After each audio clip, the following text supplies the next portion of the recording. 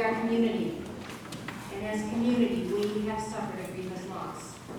Carl Landry is no longer in our midst. We need each other in empathy and in consolation. We need each other in courage and in wisdom to face Carl's loss, to celebrate Carl's life, and to show our love and support for Carl's family and for those who knew him best and loved him most. In this spirit, we join our individual feelings and thoughts, as well as the faith that sustain us separately, into a celebration of remembrance and affirmation. We please pray with you. God of many names, this is not your will, and we do not ask you why, but there are things which we do ask. We ask for patience. We do not know what happened in Carl's vanishing is a very, very, very hard thing to bear. We ask for strength and courage to endure the pain of so sudden and so great a loss and to continue forward. Some of us have some anger in our hearts, oh God. Things don't always work out as promised or intended. Help us with our anger. Some of us have regrets, and now it's too late to do what we wished we could have done. Help us to know that Carl understands, and help us to forgive ourselves. We ask for wisdom, the wisdom to give thanksgiving for a life that touched and filled so many. Eternal Spirit of love, strengthen us in our weakness, calm our troubled spirits, and distill our doubts and fears. May you grant these gifts today and in the long days that lie ahead. Amen. We're going to now hear from the men's quartet.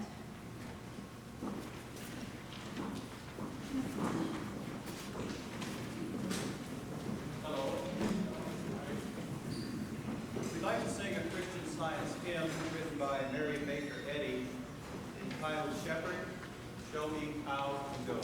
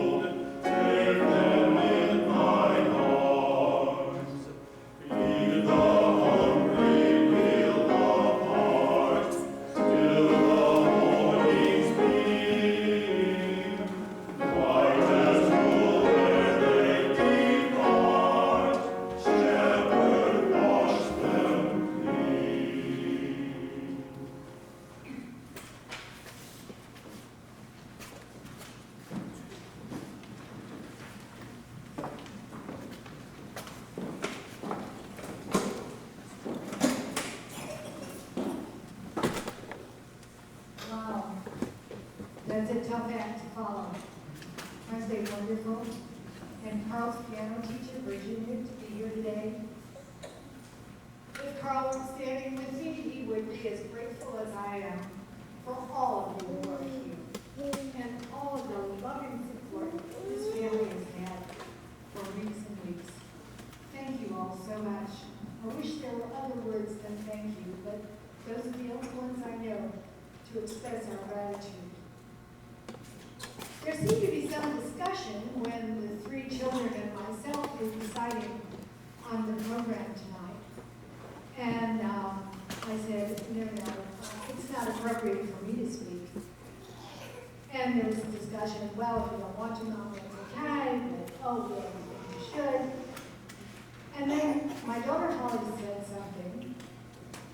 She said, well, Mom, this is a celebration of Dad's life. And you guys are married 44 years. Who better to speak about Dad and celebrate this day than you? So then last night it was, well, Mom, you don't have to. It's okay. And it went round and round. And I said, no, it is a celebration, and it is about my son's life. And so I have to say something. I have to tell you that I know that one of the things Carl loved to do was to set goals and persistently attain them. I guess that's what made him a good salesman. And the other thing he loved to do was participate. If he knew we were doing this, he loved to be similar to us. Because he loved to be with his friends, he loved to participate, whatever was going on, he wanted to be there. And that's how he was with our family. If there was a track meet or a swim meet or a horse event, Carl was there. And he was there for all of us. That was a really important part of our life, the togetherness that we had about participating.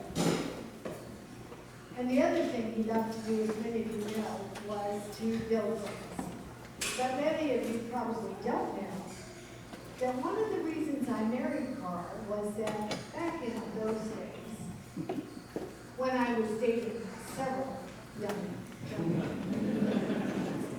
I went off on a ski weekend. Really fun. And Carl went to my mother's house and painted her kitchen.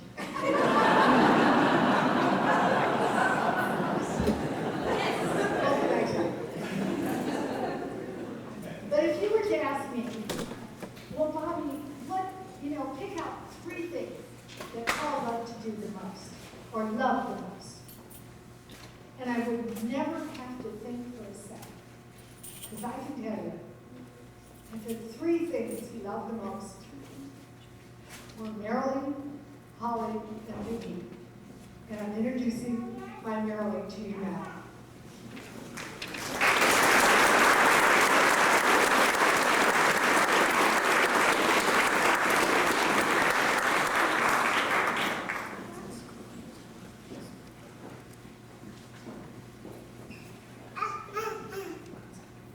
All the way through this, but if I can't, that's why I have John up here to help me. So, I thank all of you for being here to celebrate my dad's life. This is for you, Dad. Here I am mowing weeds at your favorite place on the Delta, wondering what am I going to say. I remember all the great times we had here as a family and with wonderful friends. How much you truly love this place, the countless hours that you spent working here. The great times we shared jet skiing and water skiing together. The thing that stands out the most is how much you and Mom love to share this place, your dream, with others. As most of you know, the greatest times my dad and I shared together were running with the Orinda Roadrunners. 1 week before he lost his way, he stood in this room at the Orinda Roadrunners' 25th anniversary party podium, and his parting words were, "I love the Roadrunners." Over a period of 25 years, my father and I ran many miles together and competed in many races. I will always remember the day in 1996 when my father was picked to run in the 100th Boston Marathon. We had both sent our names in for the lottery, but he didn't think he stood much of a chance of being picked. He called me with the excited news of him being chosen. I was so happy for him. On Patriots Day in April of 1996, he proudly ran and finished the 100th Boston Marathon. This remained one of the true highlights of his running career. His spirit and determination are with me every time I run. There's not a day or a run that goes by when I do not think of him. Dad, how can I forget your generosity, goodness, and lifelong love and devotion to family, friends, and community? Your frugal nature was legend. Dad, you were the most giving person I've ever known. You taught us to always do the right thing, to never be judgmental, and to look for the best in everyone. You were hard-shelled, yet privately sentimental. Life was an adventure for Dad. He was a full-time participant. I would like to share with all of you something that I wrote about my father during my freshman year in high school in 1973. I had nominated my dad for Citizen of the Year in Orinda. I sent this nomination to Jane Putnam at the Orinda Sun.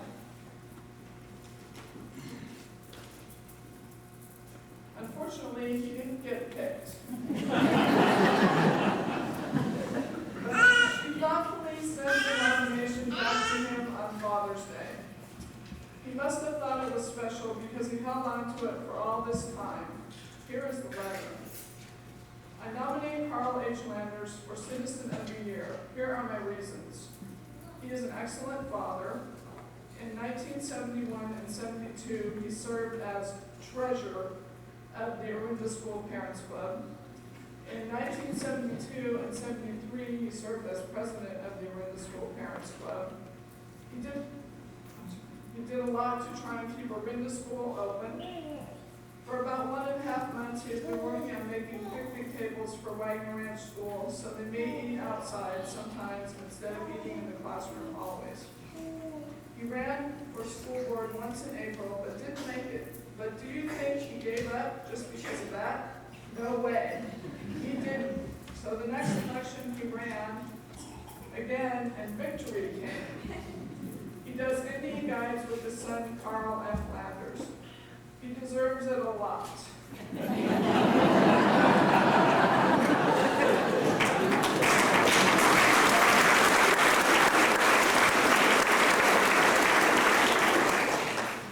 I love and miss my dad so very much. His spirit is always with me and my family. I hope that he found our past dogs, Shadow, Nicholas, Loring, and Pippin, and they're all hanging out together. I know that Shadow is guarding over him. Take care of yourself, Dad. I miss you. I love you, Dad. You are my Citizen of the Year.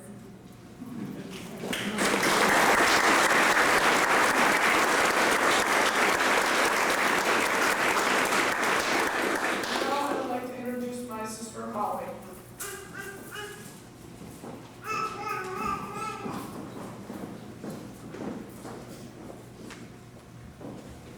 Thank you all so much for coming.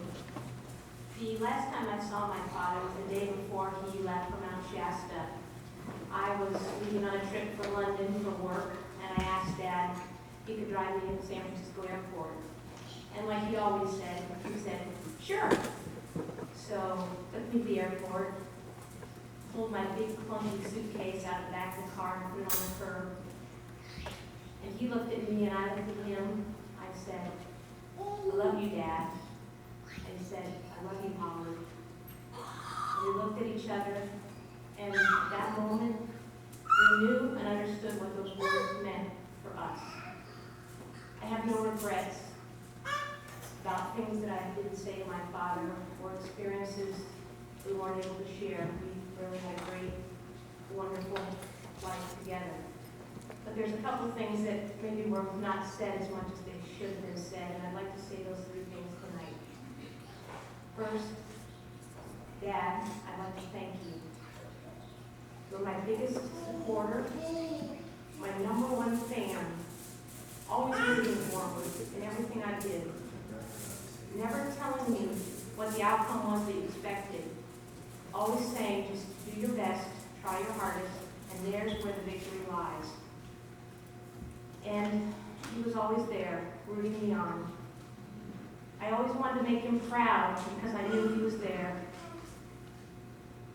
I competed with my horses for about 15 years while we were growing up, which meant just about every holiday, Biggie and Mom and I would load the horses into the trailer and head off for Timbuktu, someplace that was usually too hot, too dusty, and too many flies. But big day of competition would come around, and Dad and Marilyn would show up on the big competition day, out on the cross-country course, or standing by the ring, watching the jumping, rooting me on. And you know, it meant that most Easters and most Thanksgivings, we ate dinner at a truck stop or at a diner, so we could be close to the horses. But you know, not once did my father ever say, boy, I really wish we were at home and eating Thanksgiving dinner like other families do, with fancy china and real special food. You know, he never once said that. He was just glad to be there, and he said, as long as our family is together, it really doesn't matter where we eat.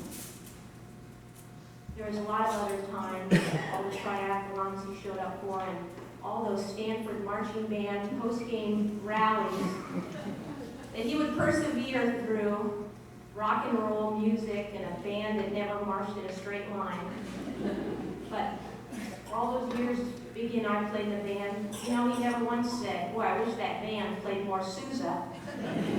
You know, he said he actually liked the music, which I don't know if that's true, I'll never know, I guess, but he was out there rooting me on. So I want to thank him for that. Secondly, I want to say that I miss Dad. I miss him each and every day. You know, I miss the small things.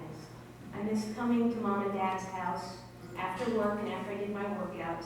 Mom would come back from the barn and fed the horses. Dad would come back from his weight training class.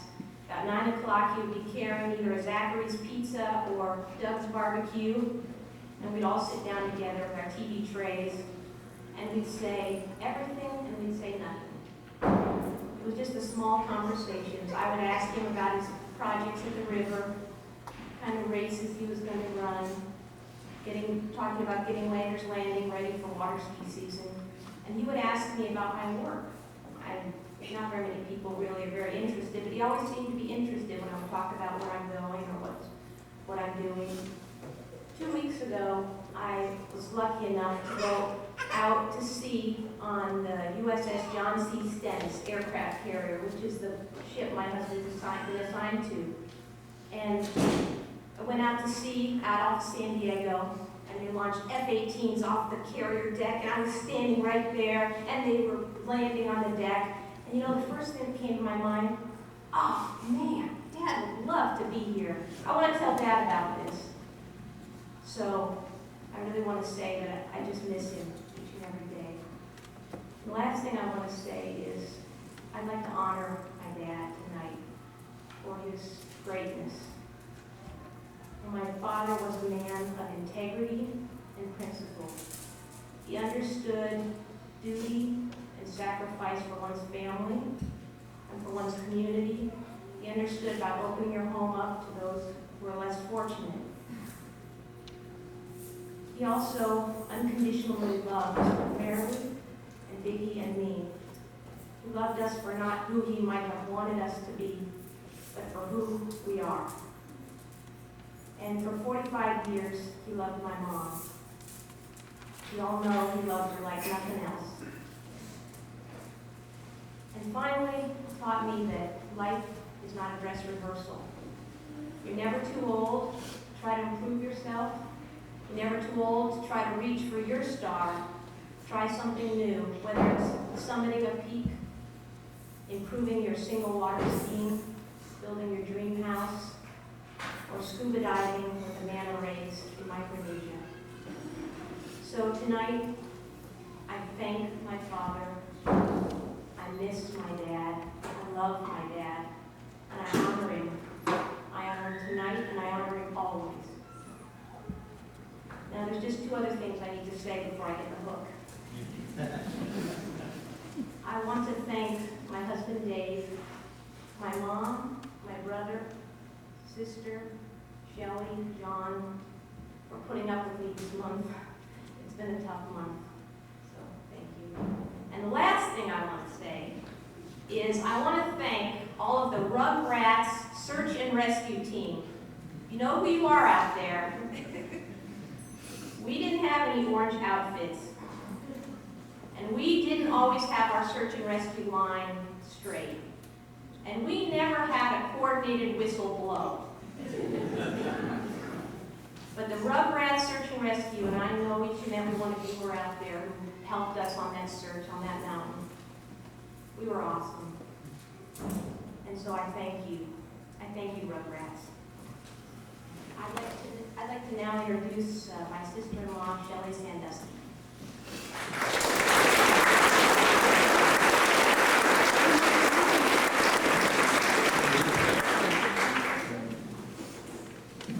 Talk about tough acts.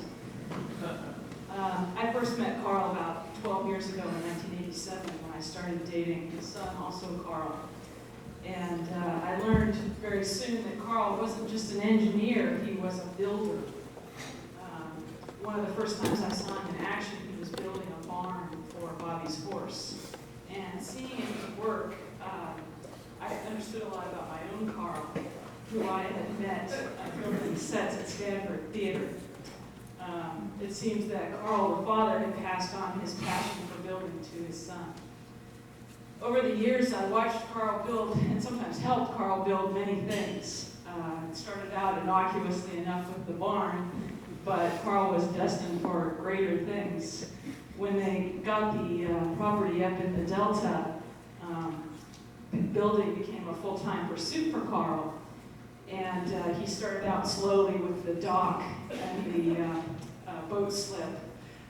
Then he worked his way up to a garage so elaborate and impressive that we called it the Taj Garage. And that was all just practice for the house, which we watched slowly grow in size and importance in our lives over the years. The most amazing thing was that he did it all himself, or almost all himself. I never could believe how much he did.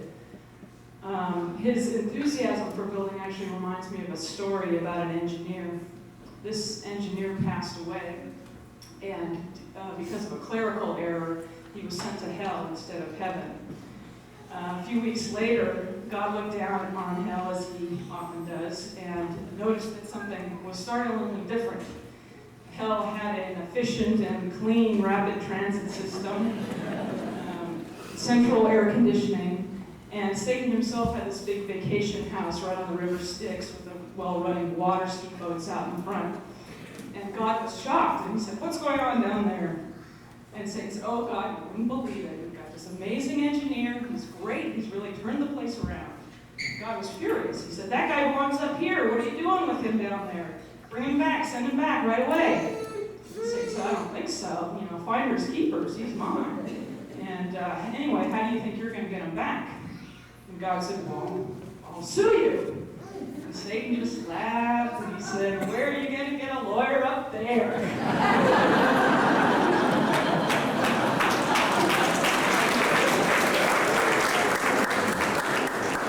Well, I'm a lawyer.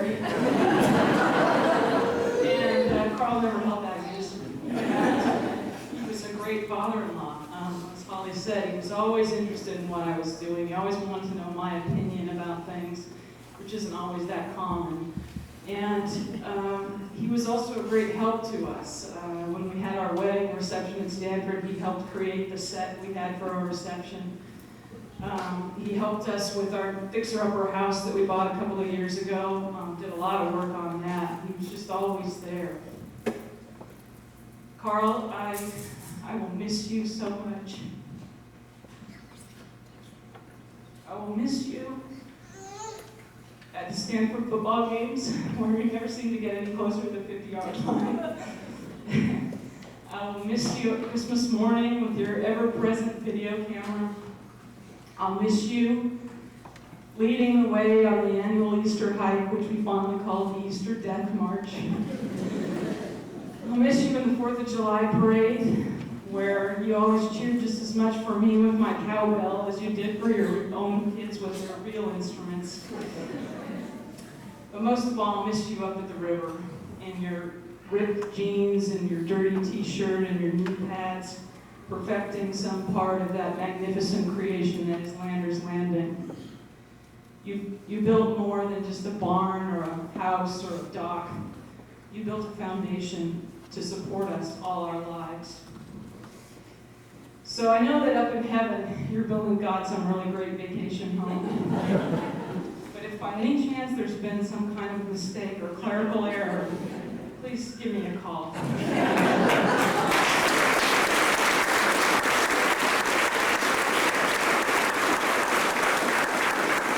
Carl's nephew, Steve Frankel, is going to talk to me.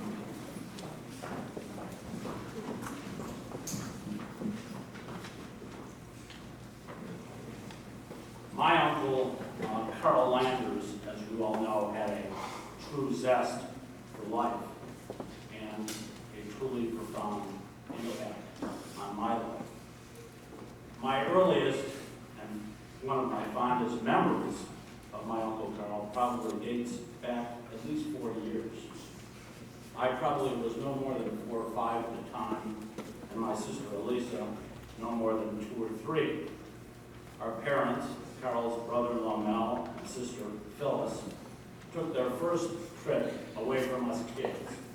A trip no doubt well-deserved at the time. However, they left us in the care of a babysitter who I could charitably best describe as the babysitter from hell. A fact that my parents probably didn't know at the time. Living in Chicago at the time, Carl and Bobby rescued both my sister and me from our unfortunate predicament, taking us on outings to the zoo and ultimately to the airport to greet our parents on their long-awaited return. Shortly thereafter, Carl and Bobby moved to California, and I fondly remember our childhood family trips here to visit, meeting and playing with our new cousins, Marilee, Holly, and Biggie, and seeing what a great place this was to live and how much Carl enjoyed his life here. There was that whitewater rafting trip down the Russian River with Carl and our families, trips to the Delta, to Muir Woods, Stinson Beach, and the Napa Valley, and of course seeing the sights of the city. Those early childhood trips no doubt had a profound impact on me, leading in a very significant way to my decision 5 years ago to move here from Chicago. And what a tremendous help Carl was to me in making that move, from helping me check out real estate to always including me in family gatherings and outings. We are here tonight to celebrate my Uncle Carl's life, and I've thought how best can I try to do it justice in these few minutes. Then it occurred to me that the letters of his name provide a pretty good insight. C. When I think of C, I think of cars. From Carl's original VW Beetle, the yellow convertible, to the Hondas, Toyotas, and vans. The only problem was that my uncle never met a new car that he liked. I never met a used one that he didn't. The car had to have at least 100,000 miles for it to be broken in. As a consequence, invariably, one car or the other would be breaking down. However, Carl truly enjoyed trying to fix the cars himself or figuring out how he was going to get them fixed. Dealing with the cars of the Landers household was always an adventure. A, when I think of A, I think of architect, for Carl was the architect of a great and loving family first and foremost. But those of you who knew him knew that he was the architect who led the remodel of 25 La Cuesta, who built Aunt Anne's barn, and of course, Landers Landing. Nothing brought him more enjoyment than having a hammer in one hand and a saw in the other. When I think of A, I also think of adventure too. From skydiving to scuba diving, from water skiing to, yes, mountain climbing, Carl loved adventure. R, when I think of R, I think, of course, of running. How much he enjoyed it. How he enjoyed being a part of road runners, anticipating the next race, preparing for the next marathon. When injuries occurred along the way that sidelined him, Carl couldn't wait for his rehabilitation or recovery to end so that he could begin running once again. Truly one of the loves of his life. L. Finally, when I think of L, I think of love. For Carl loved his family, loved his friends, loved his community, and truly loved the life we celebrate tonight. And now the men's quartet.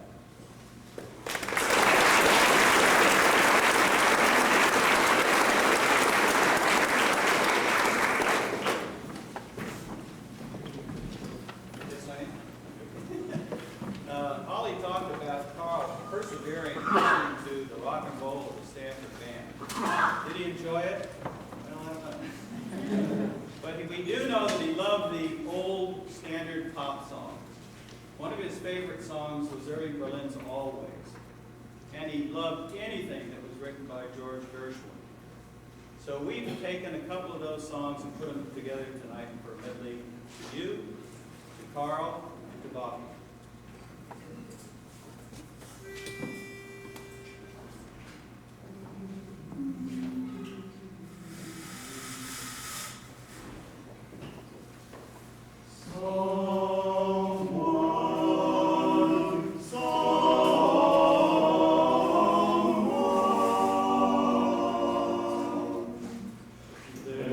Somebody I'm longing to see. I hope that he turns out to be someone who will watch over me.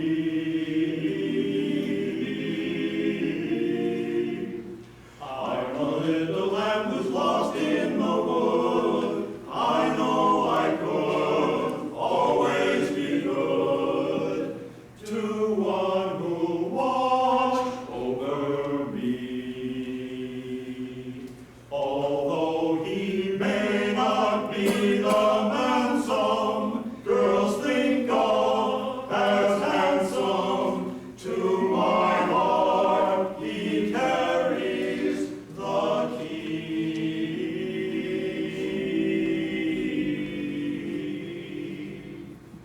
Won't you tell him please to put on some speed? Follow my lead, oh how I need someone to watch over me.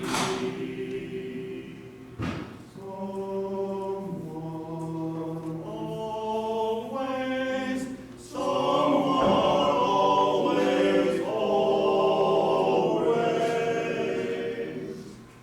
I'll be loving you always, with a love that's true always. When the things you plan need a helping hand, I will understand always, always. Days may not be fair always. That's when I'll be there always. Not for just an hour, not for just one day, not for just a year, but always, always, always.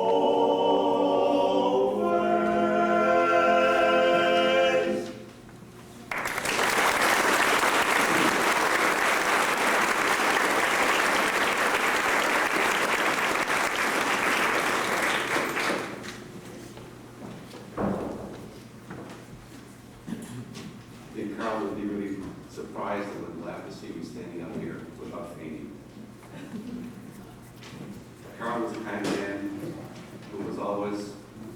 there for you when you needed him.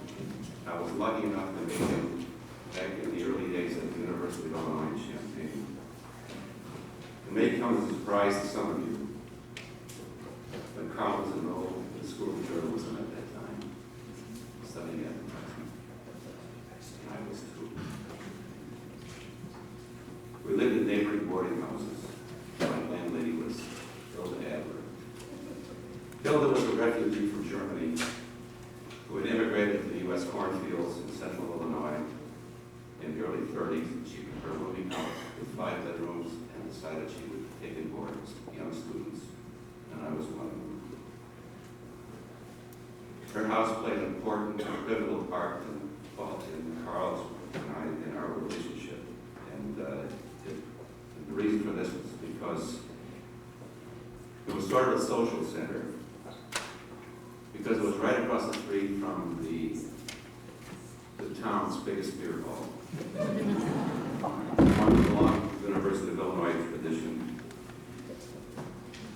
Carl had a particular fondness for Frau Adler because she was motherly, she was rotund, and she was very cheerful.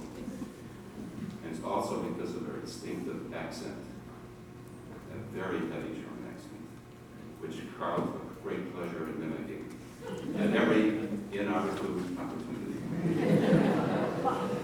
And being somewhat square, I was particularly impressed with Carl's independence during his time, and I think ever after that, because he had occasionally had a disregard for the rules. And one example, I don't know if his children know this story, but in the middle of one semester, he and several of his friends decided it was a good time to take a week off, drive down to Florida, and play the horses. They took off in a borrowed convertible, had a great time, came back with extra money in their pockets, and they finished the semester in fine style, and I guess they all passed. And I couldn't emulate this carefree attitude, but I certainly envied it. Anyway, after we graduated, I joined the Navy and went overseas. And I don't know if I remember this correctly, but I think during this time, Carl worked briefly in advertising as a catalog copywriter. And apparently he soon realized this was the wrong career path. And somewhere during this period of exploration of careers, he met and married vivacious young Bobby from Glen Ellen, Illinois. And I was best man. And about the time I left the Navy, Carl had recognized his technical bent, as you all have explained already, that he was very good with the hammer and saw. And so he went a little further with this and decided to go back to school and become an engineer. So Carl and Bobby really played especially important role in my life. They introduced me to my wife, Susan, and this restless and adventurous couple didn't stick around after that. I don't know why they left, but they decided that Illinois was too tame and California was the place for them. They moved out west. So Susan and I got married and we stayed in Illinois. For more than 30 years, I regret to say, our contact was limited to an occasional letter, an occasional visit, and really not enough visits. But I always thought of Carl as a brother, someone with whom I could always resume a relationship, no matter how long we'd been apart. And that's what happened each time we did get together, even though those times were few and far between. And this again proved to be true last May when Doug and Carl came to Chicago for a visit. We met 30 years melted away. We met in downtown Chicago at one of her favorite courting places. We had dinner, we talked, we walked along Michigan Avenue on a very lovely evening. It was balmy. We talked, reminisced about the city's changes. We were approached by panhandlers. We stroked the noses of several horses at Bobby's insistence. And we finally hugged each other at the end of the evening, and we went our own way. And I'm glad we hugged.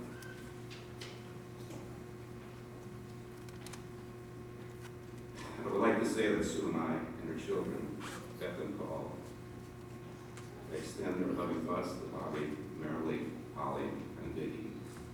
We love them. And now I'd like to introduce my name, Bill Hageman.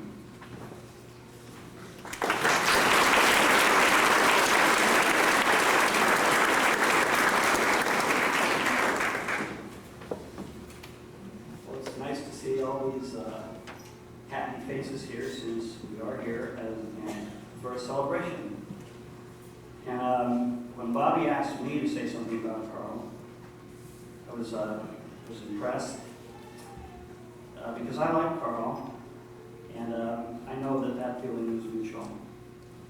I first got to know Carl and his family in 1970, so I can kind of pick up where he left off. And Carl decided to pursue an engineering career.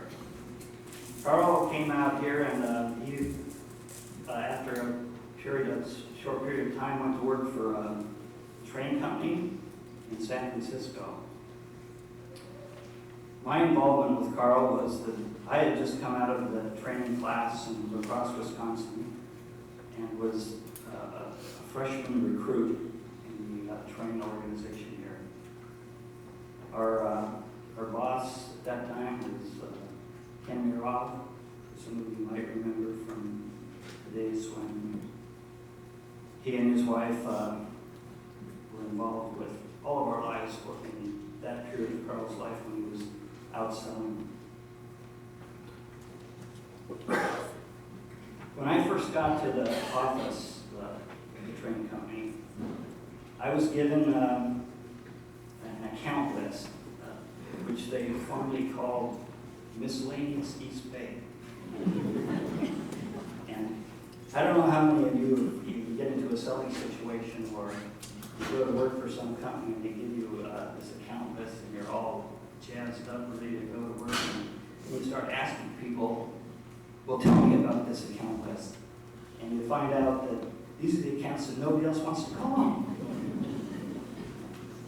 This is where Carl kind of helped me a lot, and I will remember him with fond memories for the way that he helped me. Because Carl wasn't really one to put his arm around you and sit down with you and give you a lesson or whatever. It was almost like behind the scenes.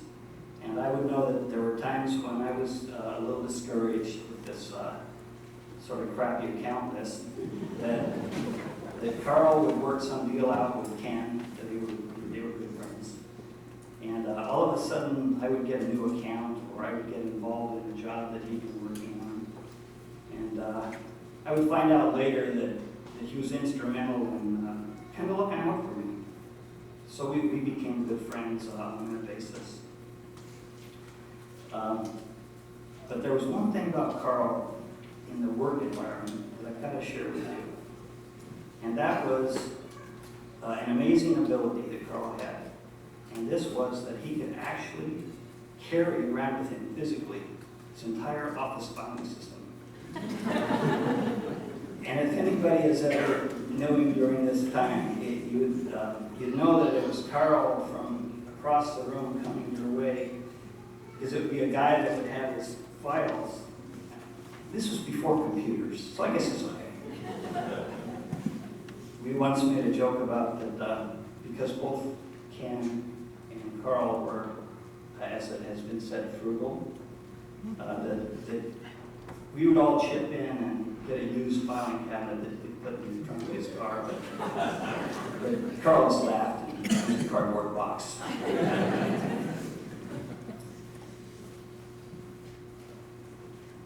He was always willing to give his time and effort once he made up his mind. Perseverance. As an example of the perseverance part of his character, just as we were actually improving in our relationship and selling more equipment and becoming better friends, a young Filipino sales engineer came into town. He's here with us today, Eric Conte, who was looking for a job and needed sponsorship and wanted to try to get a work permit and become a citizen. And Carl went out of his way to take this young man under his wing and actually spent many hours and the labor of love to help him meet those goals. Eric is still with me. I have my own little company, and from that first time, with his inspiration and help, Carl has helped me have a partner in my business. After about 5 or 6 years together at training, Ken, who was the boss, asked me to hire another salesperson to help out. And that's when I went back to lacrosse and hired Todd Allen, who I see sitting in the back of the room here. And he joined Carl and myself, and we became a sales team. We had fun going out and selling air conditioning equipment to all the contractors for a number of years.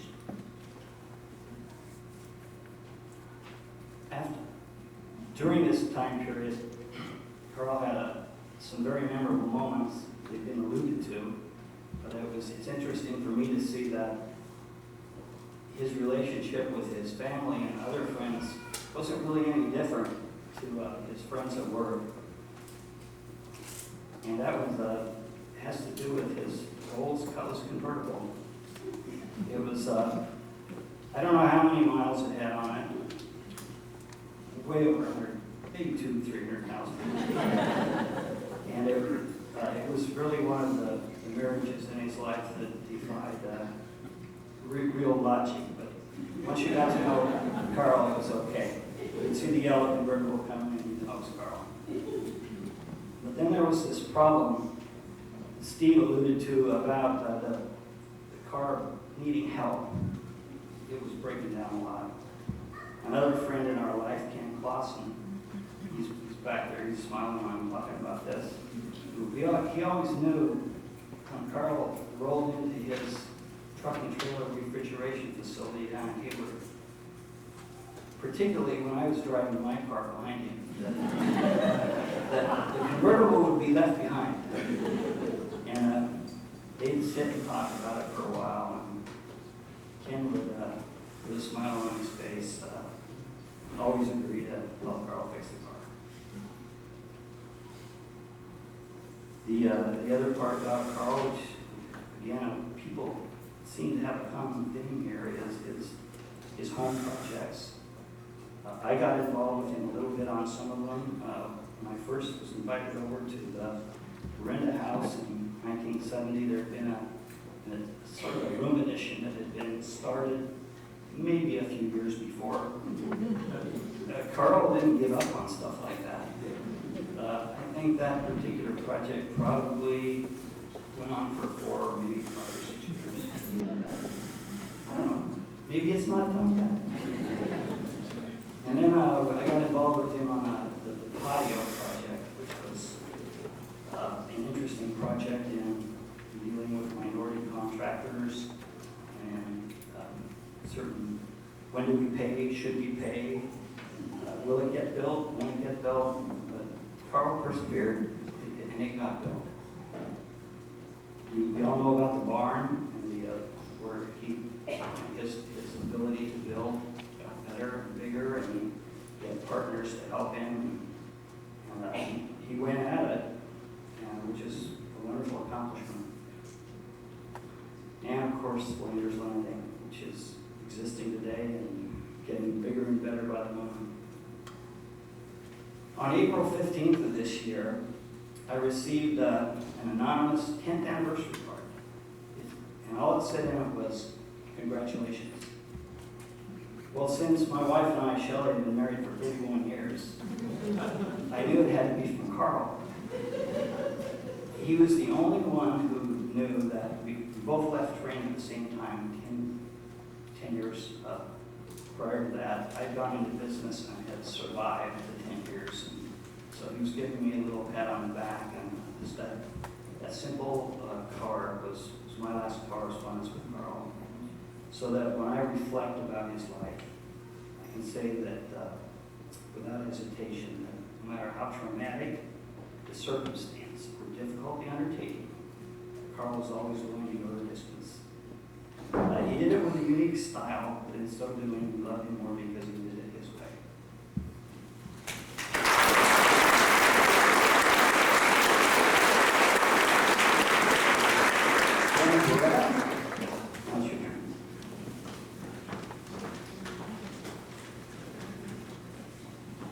We do have common themes here, don't we? Carl and Bonnie Landers have been my friends for 36 years. I cherish my friendship with them and have for all that time 1963. Their enthusiasm, adventurousness, sense of fun and energy and hard work were notable then and during all these years. Bobby was president of the Orinda Newcomers Club in 1963, and I was a new neighbor on the El Hill. Each of our families had 3 children when we met, about the same ages. Actually, Vicky was a baby in a playpen. Carl has always been a devoted father and husband. His main allegiance has always been to them, his family. Then that strong devotion spread to their Orinda community of friends, the community itself, and particularly in the early 70s to the schools of Orinda. My time on the Orinda Union School District Board overlapped with Carl for a year or so, no more, but it was a memorable time. Carl had been president of Children's Schools Parents Club right here. Carl won an election after he lost one, and then he won another one, and he won the chance to work on the always controversial task of being a school board member. His expertise, his particular expertise, of course, now as I've heard other people talk, was with facilities. The business of building classes, classrooms, closing schools, selling schools, moving and remodeling schools was never more watched over and studied than when Carl was doing it. He did it full out. And all this was as a volunteer, of course, as was a lot else that Carl did. Maybe I can summarize my memory of those times with Carl on the board as busy, very busy. His integrity, particularly, his love for his family, and by extension, the schools his children and ours attended, was apparent. His expertise was well used. I'm glad to have been a friend of Carl's these many years, a friendship that was certainly solidified by my knowing Carl from the school board perspective. We who knew him then were especially lucky. My love goes out to Holly and Marilee and Vicky, to Bobby and to Carl. Thank you.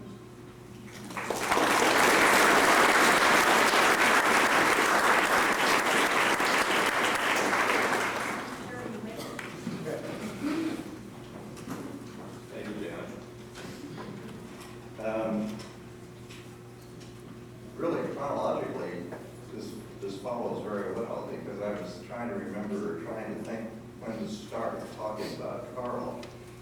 And we really first got to know each other when he was appointed. He was already a member of the school board. He was appointed to the negotiating team. That Carl Lumber and I were on one side of the table, and he and Janet finally, and first Clark Wallace, to purchase this facility. Some of you may not remember or weren't around then, but this was the old Orinda school. And it was a few of us, and Carl, I don't think ever really got adequate credit for those days of really being what a lot of us consider one of the founders of this community center. And actually from this, a few of us were doing some running, and Bob Campbell was here somewhere, and I got together, and it was really Bob's idea to start a group called the Orinda Roadrunners. And we actually had our first official meeting in this room. And we got started and got organized and did a few things and ran a few races and things of that sort. It was through this negotiation that I met Carl, and we continued to be friends. And I finally said to him, Carl, you really ought to come out and run with the road. He was a smoker. And I guess he was doing some sort of exercise at the time, but wasn't very much. So we started running with us, and he stopped smoking. Didn't do it soon enough to halt the hair loss.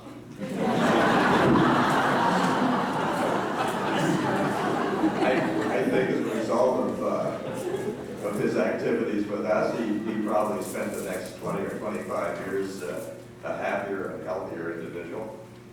And recently, as was mentioned, we had our reunion here, and I had some of the members of the group fill out little forms, saying how much they'd done in the way of running. he sent back his, he'd run 5 marathons and countless 10Ks.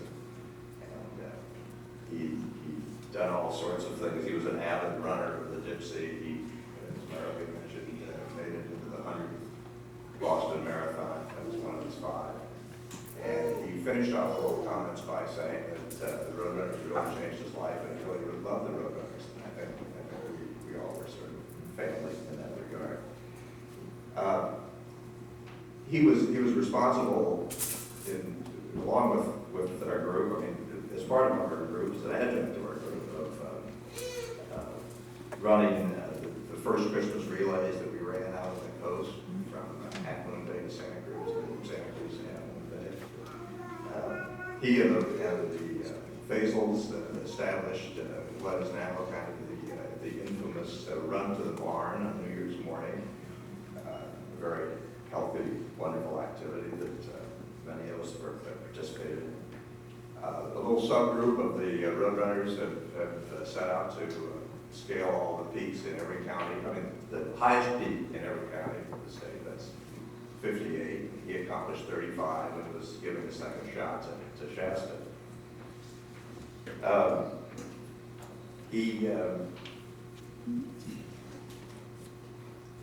He was the first recipient of the Roadrunners of the Man Behind the Woman Award.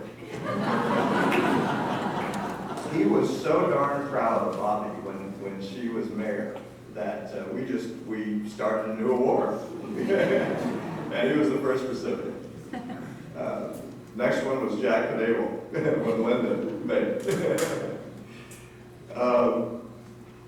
He may have had a lot of goals running that I wasn't aware of necessarily, but I'm sure, knowing him, that he probably accomplished most all of them. This last summer we all went to France to run the Paris to Versailles, and he worked hard on his French, but he didn't quite get that under control. Right, Bobby?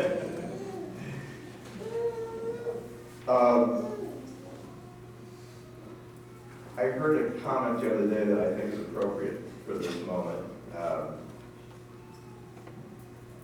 When our loved ones become memories, our memories become treasures. Carl is a treasure.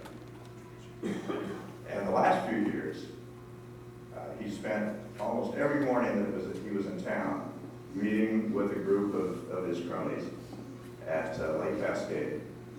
And the next speaker is Ken Crane, who was one of them. Ken Crane.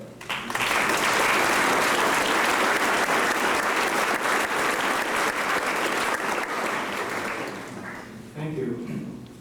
It seems that in my lifetime, I've always had the need at each level, whether it be in elementary school and through intermediate school and high school, but I always had to have one special friend, one special buddy. And you guessed it. Starting in the decade of the 70s, Carl Landers became my buddy. He was the kind of a guy that had the interest that I had. He loved to run, he loved sports, he loved cars, he loved life. When you stop and think, and I've counted them, the things that he was involved with at the end period, and how this man had that kind of energy and ambition to do the things that he was doing. For example, the guy was looking after 3 houses, a barn. He was building a house virtually from scratch. He had a fleet of used cars and a truck. And believe me, if there's anybody that would agree here tonight, it would be Tony, his mechanic.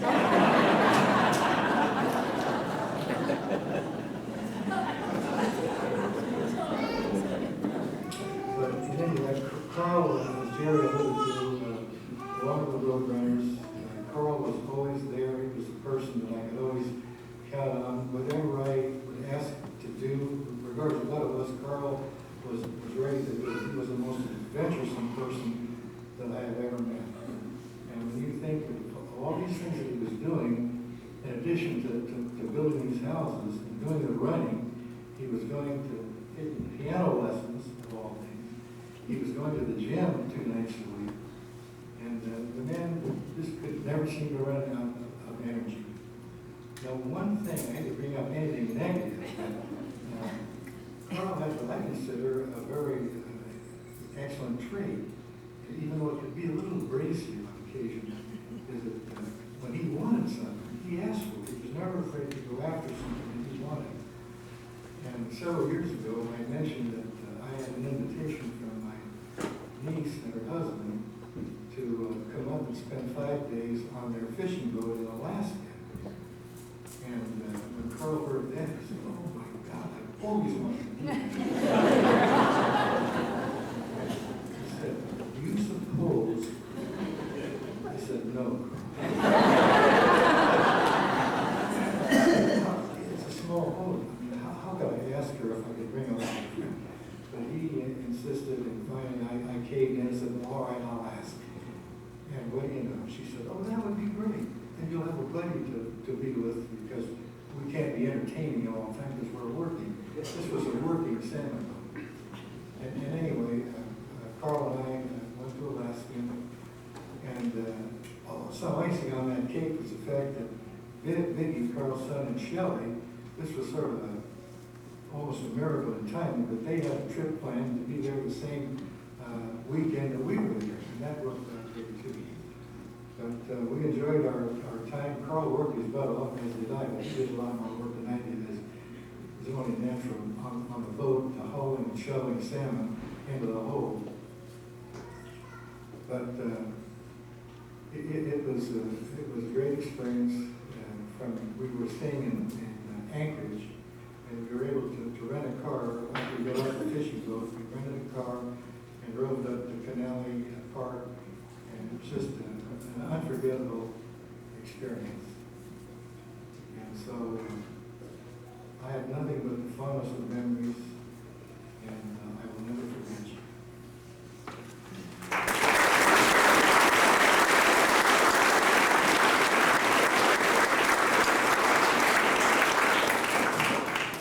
And Milton Gaines. Thank you, Ken. I had the privilege over the past 10 or 12 years to be with Carl on about 24 climbs, hikes, county high points, and Utah Slot Canyon adventures, in addition to the many Dixie races and other Roadrunner events that Jerry has mentioned. And while we all cherish our Carl stories, for me, a few notable ones best describe the man we came to know and love, sometimes in spite of himself. Born in the flatlands of Illinois, as you've heard, with no wilderness training in his youth, he seemed to have the courage of 10 lions in wanting to experience every mountain and canyon trip he could arrange. I'll never forget October 1991, a 16-hour trek through the right fork of North Creek, Zion National Park. After 4 hours, out the ridge and down into the canyon, our progress was impeded by the need to scramble up a rock face. From the back of the group, Carl spurts, "I don't do cliffs." After considerable persuasion, a belay and a half-rope climb, up he came. Later, we encountered a ledge. "I don't do ledges." To avoid the ledge, he waded North Creek until it became increasingly deeper.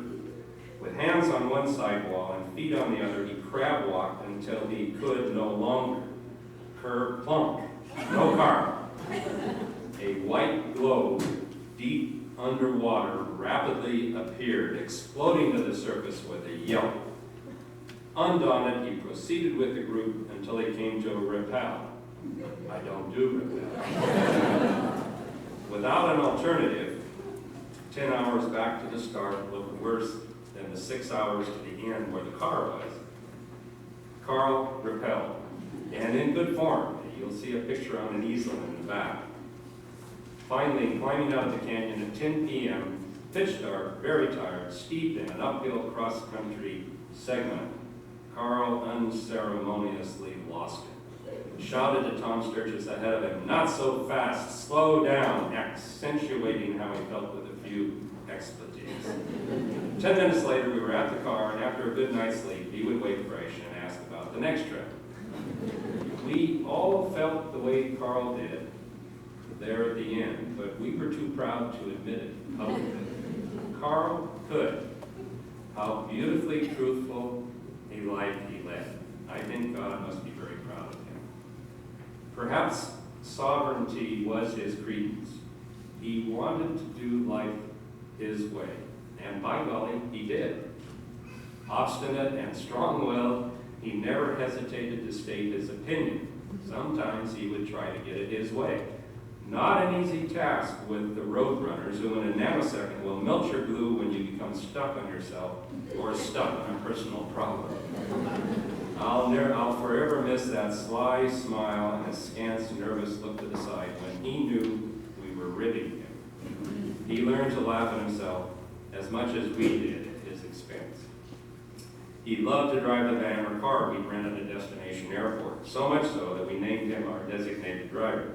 Again, no mean task with this group, who in a nanosecond didn't hesitate to express at every fork in the road as many different backseat opinions as there were people in the car. Carl accepted them all with the same good nature as he did one time near Bluff, Utah, when he wasn't driving, and the only empty space in the van was next to him. Up ahead, we spotted a local elderly man hitchhiking. In hopes of learning more about the area's colorful history, Peter Sheep, our alternate designated driver, offered him a ride, and the man sat next to Carl. 45 seconds later, the van reeked of alcohol. And Carl had to keep this inebriated local chap company after everyone else had given up in disgust. This task Carl accepted with the same sacrificial and generous good humor as we had come to know and love about him. He wanted to try everything. He would say he didn't do water chutes. But when Jerry Oberauer wanted the trip to the Rogue River in Oregon, Carl watched Fearless Norm Pease lead off, then down Carl went through the curve in the rock into the wading pool, along with Odie McCain and Tony Smith and everybody else. He wouldn't do 12-foot drops down a rickety pole from a boulder in the Buckskin Canyon until John Faisal went back to show him what to do, and he did it. He wouldn't do small pinnacles at Hell's Backbone Bridge above Utah's Escalante River until he saw Danny Whitehan getting his picture taken on top of one. So Carl did pinnacles. When Faisal, Lori, Rennie, and I mentioned we had missed the first trip down the narrows of the Virgin River in Zion National Park, Carl was quick to ask if he could join us.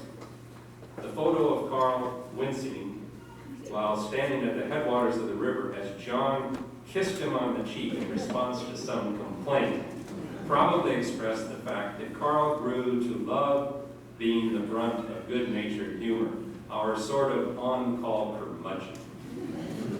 From Mount Adams and Mount St. Helens in Washington to the rivers of Oregon, to Coyote Gulch, Bryce Canyon, Arches National Monument, and Canyonlands in Utah, to the Grand Canyon, Clear and Oak Creeks in Arizona, to Sequoia and Yosemite National Parks and Sierra High Points in California. Nothing kept Carl from pushing his desire to experience the wilderness. No one can take your place, Carl. We truly will miss you more than you probably predictably could ever have imagined. We stood on the shore and watched you pull away from the dock, Carl. Your spreading sails picking up the morning breeze, sailing for lands far away, an object of beauty and courage and strength. And we watched until the last speck of your sail dropped over the horizon, and we all reasoned you were gone. But down deep, we knew that you were just out of sight, that you continued to carry your precious cargo of love and zest for life and courageous spirit. And at that very moment, on a faraway shore, crowds were gathered, peering out to the horizon with great expectancy. And suddenly, the tiny speck of the top of your mast reached the horizon, and a joyous shout was heard in unison. There he is, here he comes. We shall never forget you, Carl. Now I'd like to introduce my therapist and father confessor, Monsignor Barry Gilmore.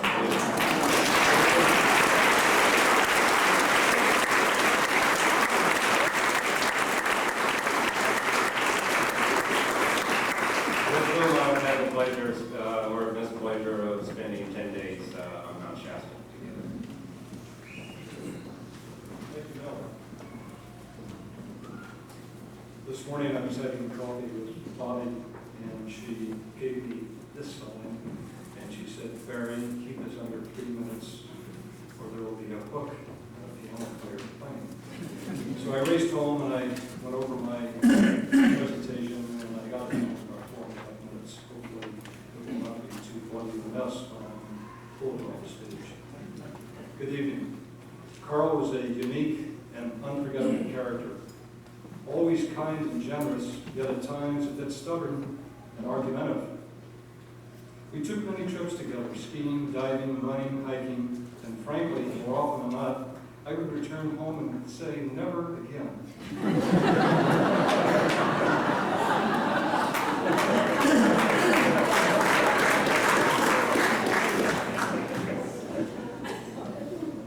He's my friend, and I love him dearly. There's just too damn many arguments. In retrospect, however, that was the nature of this man, Carl Landers. But the disagreements would always pass, while the friendship would endure and continue to grow. Carl was a kind and generous man. He was kind and generous to a fault. Now, my mechanical skills have a lot to be desired, and generally I have a difficult time distinguishing the hammer from the screwdriver. And using these tools is even more of a mystery for me. Carl, of course, recognized this and was always the first to arrive at our doorstep, toolbox in hand, in order to make the necessary repairs regardless of time or inconvenience to him. And at the completion of the work, he would always say, "Barry, my boy, we'll start our own construction company someday, and we'll call it Landers and Son."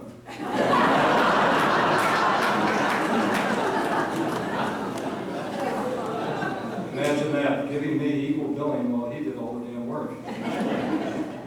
That's unheard of in this day and age, but that was Carl.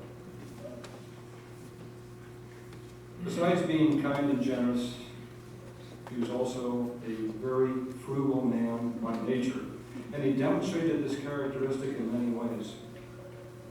He knew every carpenter, handyman, plumber, electrician, mechanic, and restaurant operator in Turlock, Manteca, Milpitas, and East Oakland.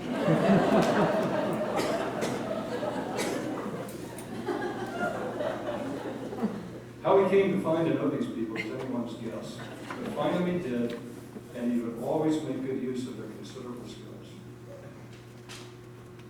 Now, this is an area that no one has talked about today, but I think Bobby can recognize this, and I do feel you may. When Bobby and Carl were to take an airline flight, the flight selected would always have 10 takeoff and landings. Now, that was marginally okay for the San Francisco to New York trip. But 10 takeoff and landings from Oakland to San Diego?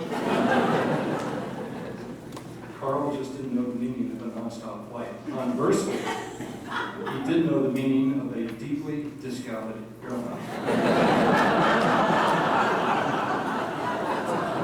I suspect Carl had more landings and takeoffs than I did. Bobby, you do feel your pain. Well, Steve and Bill and Ken have already talked about this subject, but maybe I can amplify it for just a sentence or two, and that's Carl's fleet of cars. The prerequisite for purchase, 150,000 miles on the odometer. And when in the market for such a vehicle, back to those centers of industry, Turlock, Manteca, and Milpitas. Now, you've all heard the line, "No wine before it's time." But for Carl, he had his own rhyme, and that was, "No car until it's past its prime." If Carl had a weakness, and they were certainly few and far between, but if he had a weakness, it was showing up at any given event late. Jerry has already talked about the special group of road runners at Lake Cascade. We met every morning, and he never, and I do mean never, made it to that run on time. If it was a 7 a.m. run, he would arrive at 7:07. And if it was a 7:07 run or start, he would be there at 7:15, and so on. He would always come, however, coffee in hand, bolt out of his door, or out of his car door, and ask why everybody was just standing around. Now, I was curious about this, and I finally discovered why he was chronically late. Although he always left home with time to spare, he never allowed enough time to hand crank the damn car started. Carl would just shake his head and mutter, "They just don't make cars like they used to." That was our friend Carl. Carl was a unique and unforgettable character. He was our friend, kind, generous, full of spirit and life.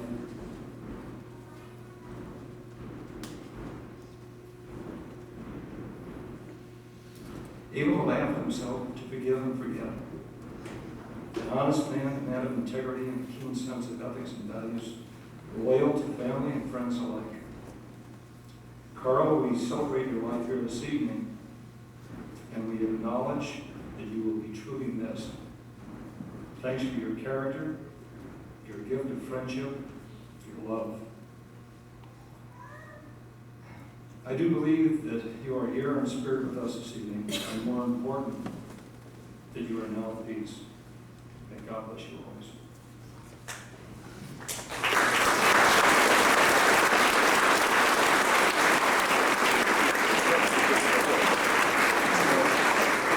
It gives me a great pleasure to introduce Carl Landers, Biggie, Carl's son, who is a pillar of strength.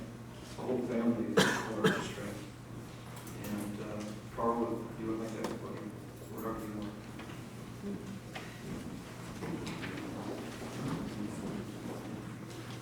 Thanks, Barry.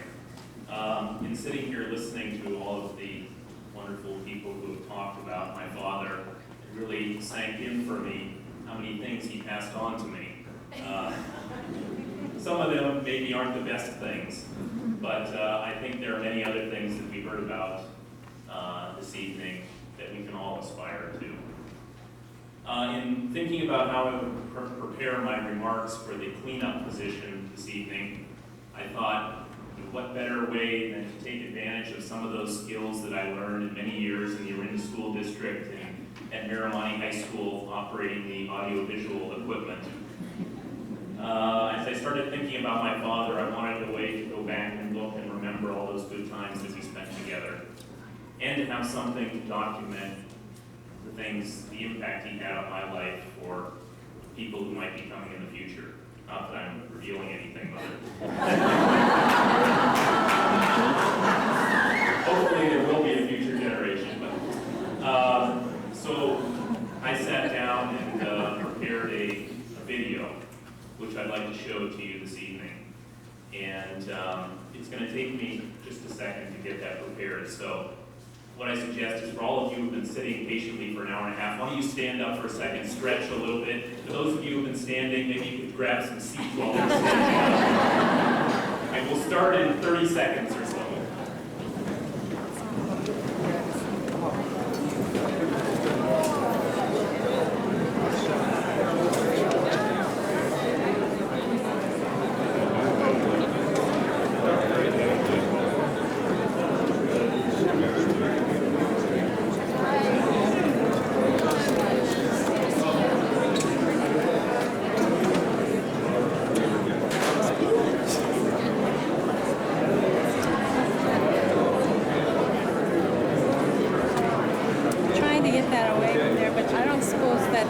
Is that on now?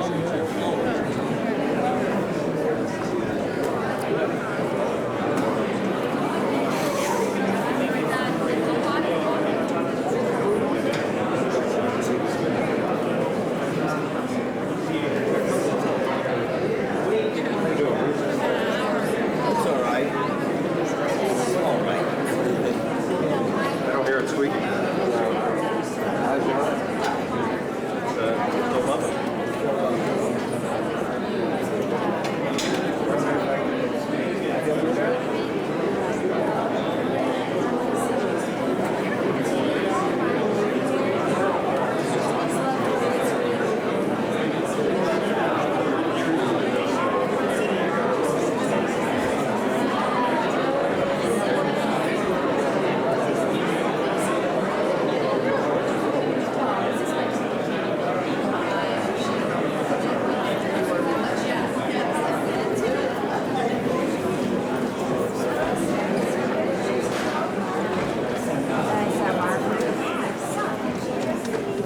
Didn't I just smile?